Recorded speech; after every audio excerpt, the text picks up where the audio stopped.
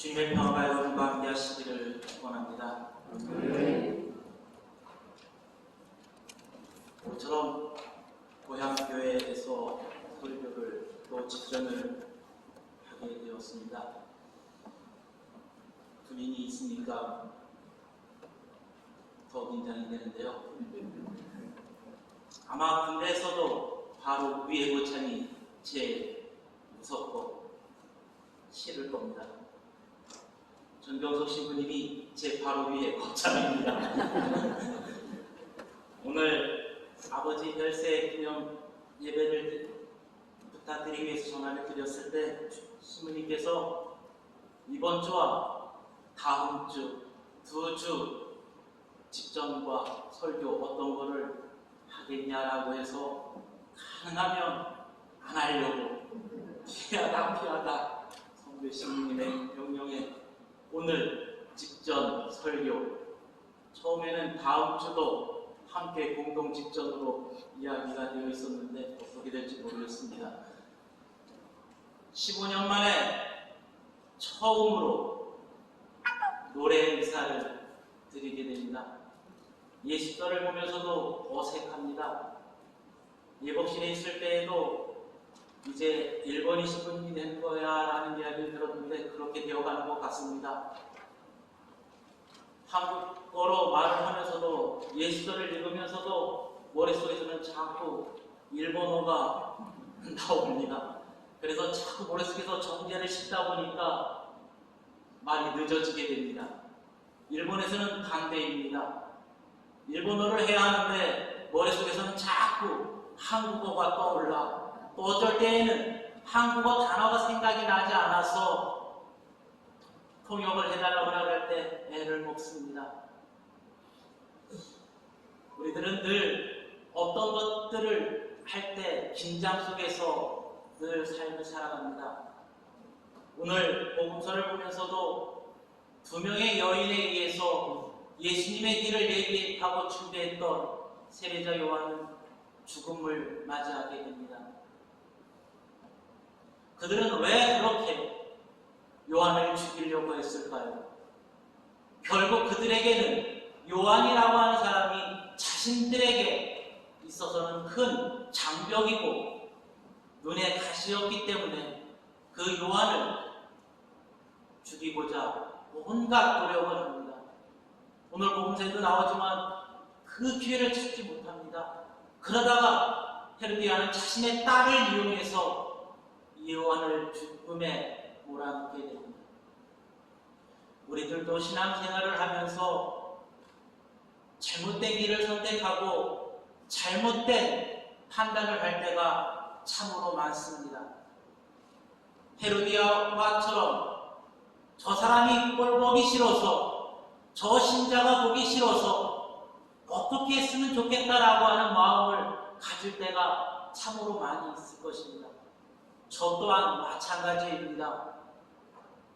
언어를 모를 때에는 제 앞에서 어떤 이야기를 하는 사람들을 보면 내 욕을 하는 것 같고 이 사이 말만 나오면 왠지 모르게 긴장해서 저 사람들이 무슨 말 하나 긴장을 해서 이야기를 듣게 됩니다.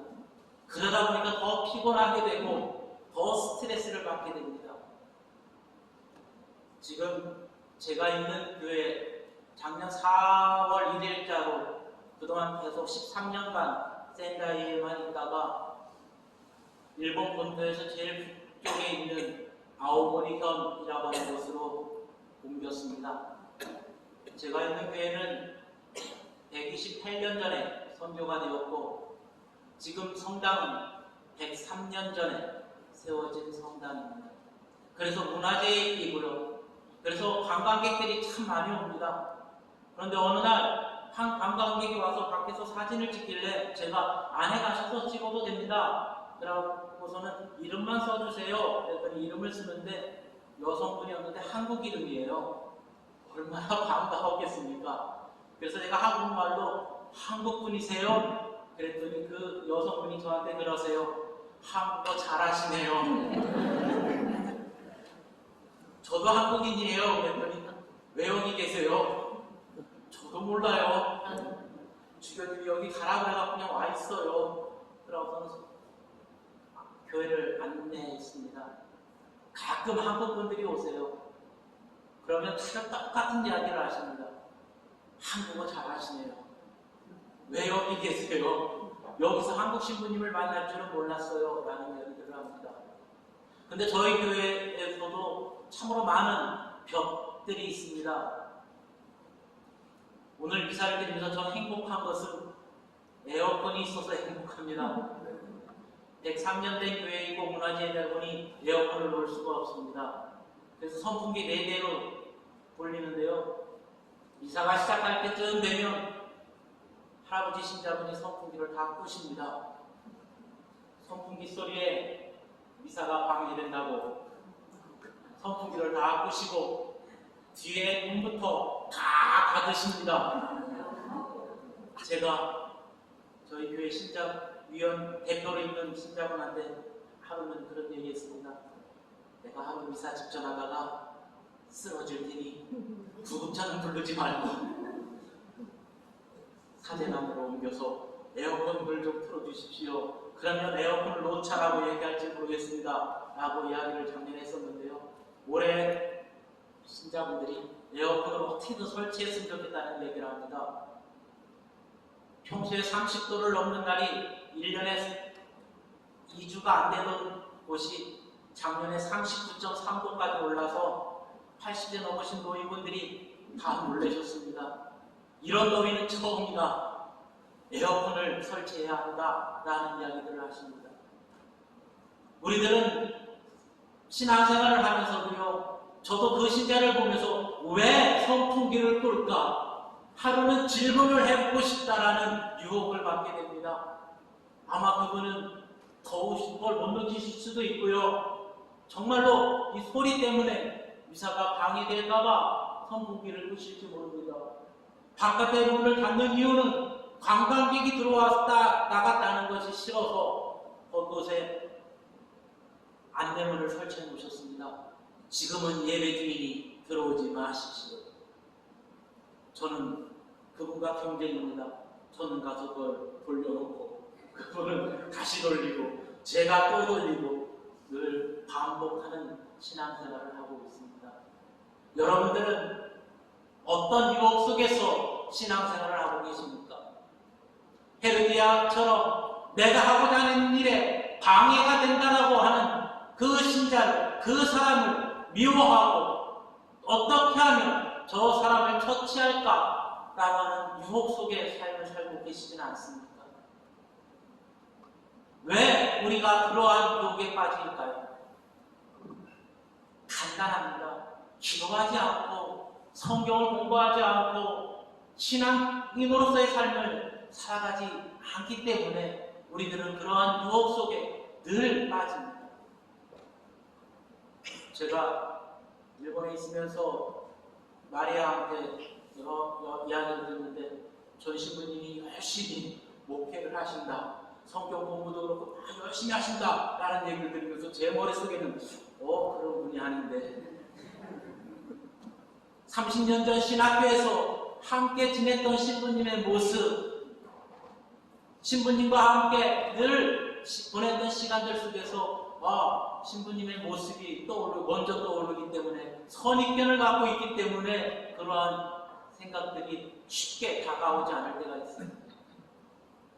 그런데 가만히 생각해보면요, 가장 저에게 따뜻하게 대해주셨던 선배 신부님이었고요, 형이었죠 그때는. 그리고 어떤 자료가 생기면 늘 저에게 이거 좋은 거야, 나중에 목회 때 꼭 필요한 거야, 같이 도서관 가자. 그래서 복사기에서 둘이 맨날 복사했던 기억이 납니다.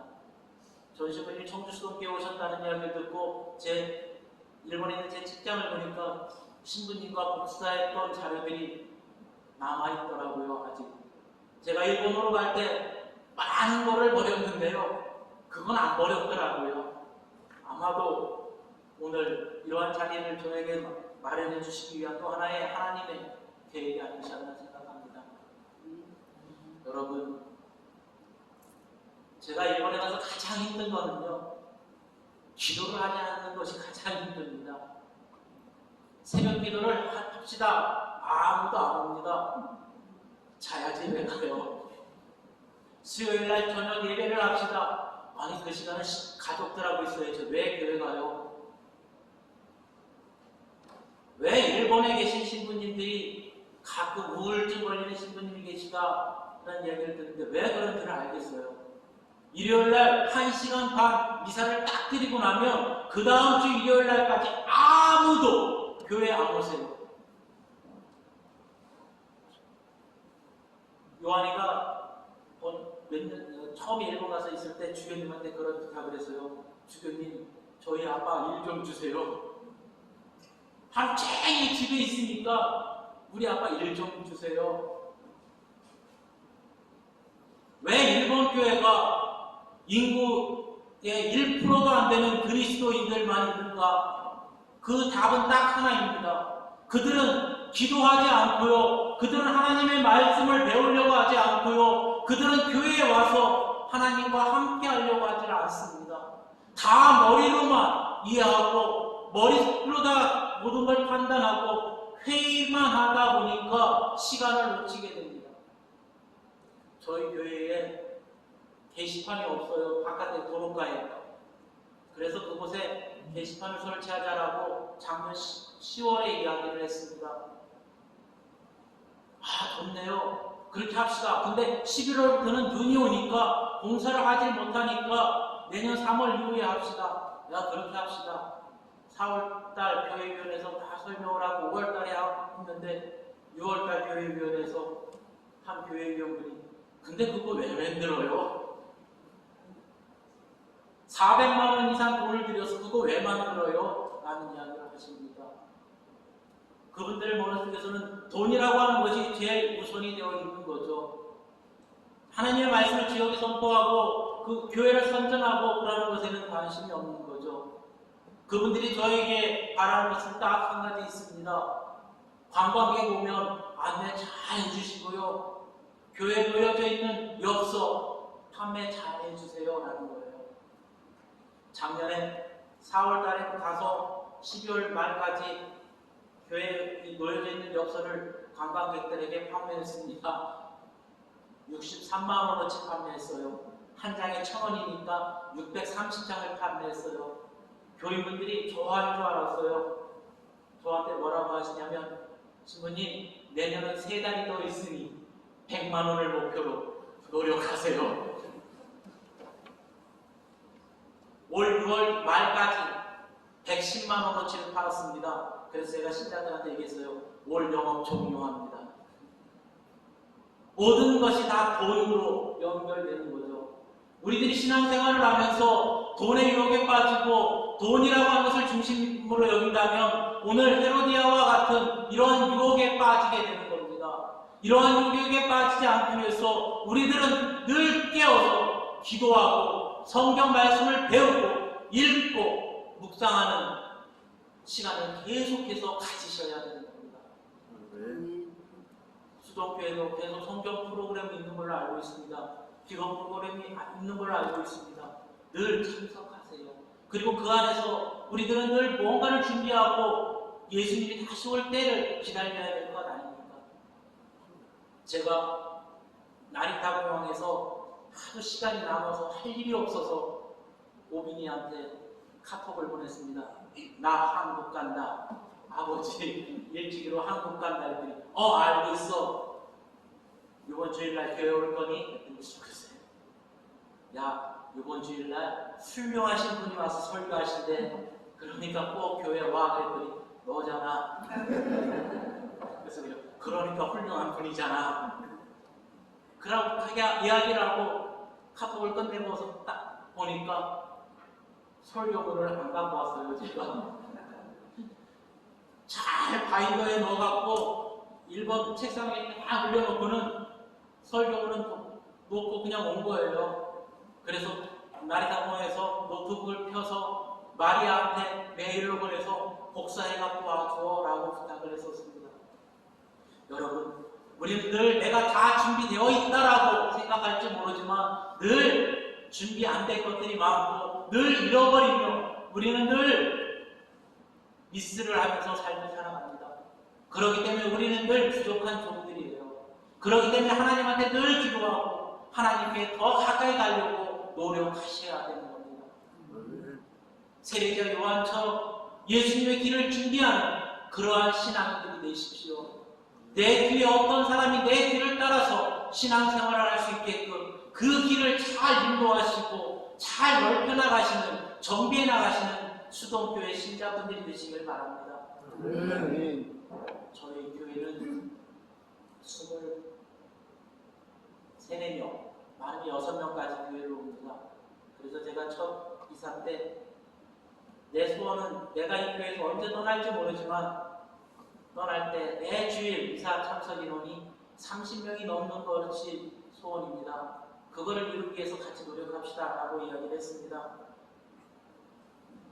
광고 시간에 신자 회장님이 신부님의 꿈이 하루 만에 이루어지셨습니다. 오늘 34명 오셨습니다. 그래서 제가 부활절 말고요. 그날 부활절이었거든요. 부활절 말고요. 매주일요. 근데 요즘 매주일 26명 정도 많이 오신다고 합니다. 오늘도 신자분들끼리 이사를 드리고 계세요.